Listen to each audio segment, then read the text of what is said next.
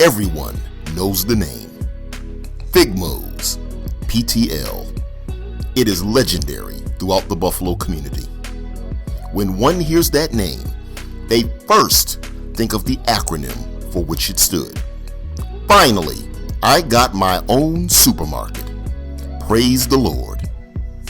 They also think of the supermarket that stood at 1511 Jefferson Avenue for a short time in the early 1980s.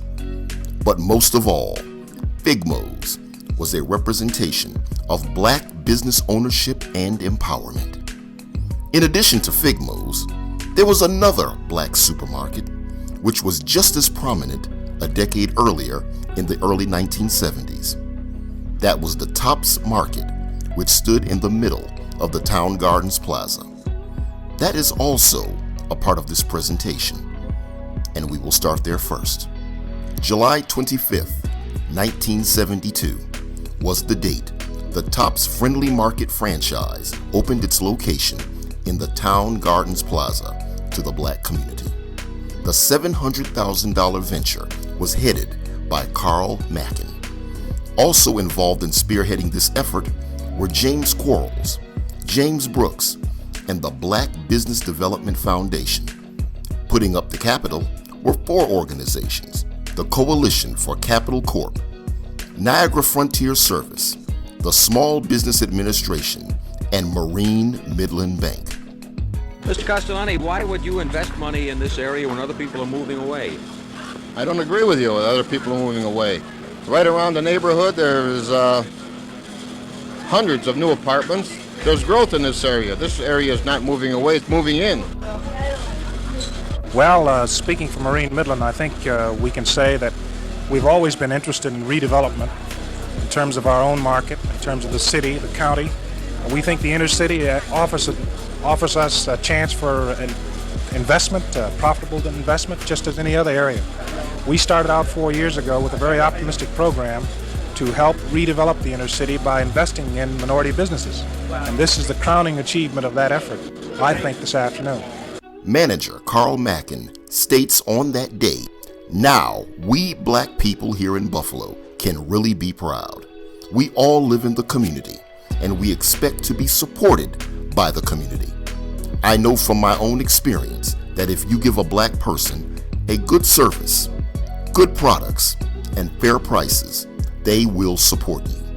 The days of gouging and ripping off dollars to take to the suburbs are over." At that time, the Town Gardens location was regarded as the largest Black-owned and operated supermarket, not just in Western New York, but in the country, operating on a budget of $300,000. In addition to full-time staff, its part-time staff consisted of youth who worked after school, and the department heads were Black. Among those overseeing the Tops operation with Mackin was a young man who had the distinction of being the first Black supervisor at Niagara Frontier Service, which supervised Tops as well as other supermarkets in the area. That young man's name was Douglas Goggins Jr. Goggins had always dreamed of owning his own supermarket from the time he was first hired as a part-time clerk for the A&P at the age of 16. From there, he would build his career in the supermarket industry by assuming many roles as the first Black in the dairy and produce departments, as well as store manager, community relations, and assistant personnel director throughout the Western New York area. It wasn't until after serving his stint at Niagara Frontier Service that he finally decided to pursue his dream of entrepreneurship. His journey to become an entrepreneur would not be an easy one, as he was turned down for a loan by two banks. The third time was the charm, however, as his proposal for financing was accepted by M&T Bank under the SBA Loan Guarantee Program. And on June 15, 1981, FIGMOS ptl officially opened to the Buffalo community. In an interview with the Buffalo Challenger, Goggins stated, "People in the community are in great need of a supermarket within their reach. The community is crying for someone to care. I care now, and with the help of God, I can realize the dream to service my people and give the community a supermarket that services and cares for the people.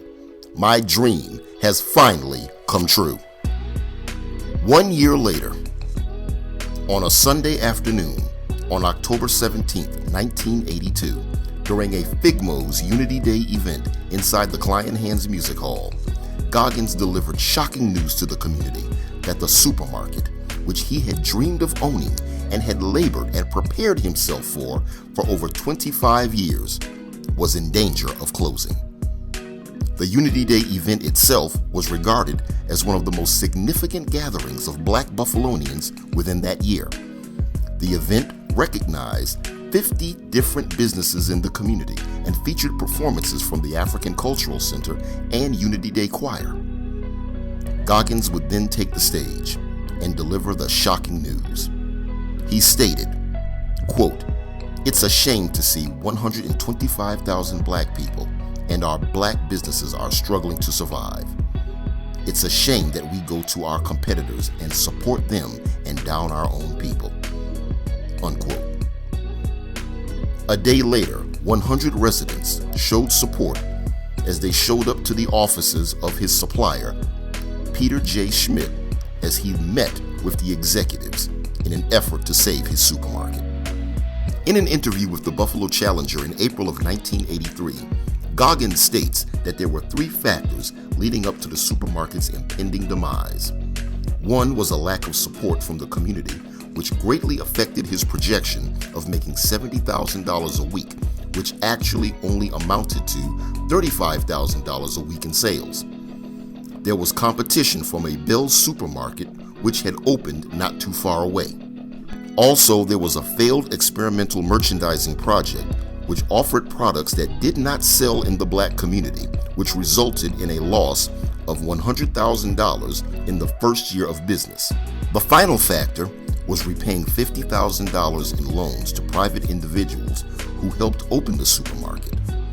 As the loans were being paid, they were also in violation of the agreement with the bank and SBA, which required a 5 to 6 year wait after the duration of the loans before paying off personal financiers. Matters would get worse after $50,000 in checks written against his account by his supplier would bounce. The bank then froze his account because they thought he was going to close and attempted to serve foreclosure papers, but later backed off. He would refuse several offers to walk away from his business. He states, "I was current with all my payments to M&T Bank and Peter J. Schmidt. I was just having problems with cash flow. It's not fair what they did to me because I made my commitment and paid back the $50,000. I told them if I lost everything, I would not walk away. I've got everything to lose, yet everything to gain. We're fighting to survive. They've never seen a person fight back like me." Stepping up to the plate to help was Joseph L. Easley, who would formulate the Save FIGMOS PTL Committee, a citywide drive to raise $100,000 to help stock up the shelves in the supermarket. The committee distributed some 200 plastic jars in churches, community centers, and businesses throughout the area. Among the contributors would be none other than Rick James himself, who donated $10,000 to the cause, which would also help to feed 300 needy families. Eventually, FIGMOS ptl would close its doors. However, when one looks at the story of FIGMOS, they should see a story of a man who was determined to follow his dream of owning his own business, staying steadfast despite the pitfalls that come with running a business. Support from one's community is also very important. Both the Town Gardens Tops and FIGMOS are no longer with us, but they are 2 profound stories of Black business and empowerment in the city of Buffalo.